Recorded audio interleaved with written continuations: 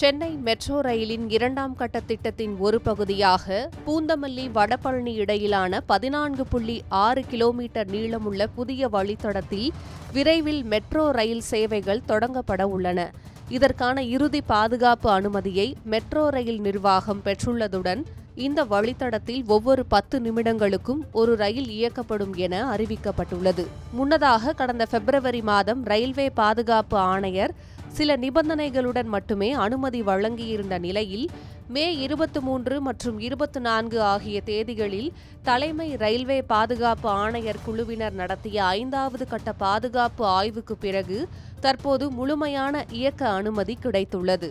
இந்த புதிய அனுமதியின்படி போரூர் முதல் வடபழனி வரையிலான வழித்தடத்தில் ரயில்களின் வேகம் மணிக்கு 25 கிலோமீட்டரிலிருந்து 40 கிலோமீட்டராக உயர்த்தப்பட்டுள்ளது.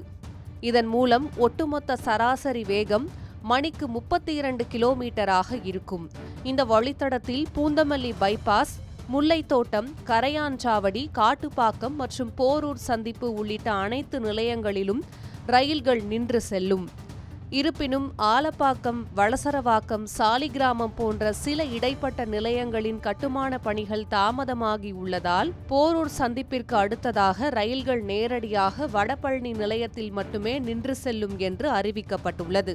அனைத்து பாதுகாப்பு சோதனைகளும் முடிந்து இந்த வழித்தடம் எப்போது வேண்டுமானாலும் திறக்கப்பட தயாராக இருக்கும் நிலையில் மாநில மற்றும் மத்திய அரசுகளின் ஒப்புதல் மற்றும் தேதி உறுதியானவுடன் இந்த சேவை விரைவில் முறைப்படி தொடங்கி வைக்கப்படும் என தெரிவிக்கப்பட்டுள்ளது.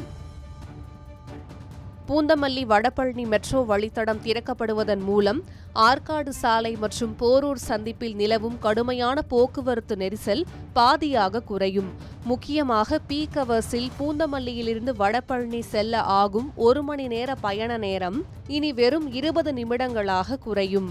இதனால் போரூர் ஐடி பூங்கா ஊழியர்கள் மற்றும் மருத்துவமனைக்கு செல்வோர் டிராபிக் இன்றி விரைவாக பயணிக்க முடியும். மேலும் வடபழனி சந்திப்பு வழியாக சென்னை சென்ட்ரல் மற்றும் விமான நிலையத்திற்கு மக்கள் எளிதாக மாற முடியும் என்பதால் காலமும் எரிபொருளும் பெருமளவில் மிச்சமாகும்.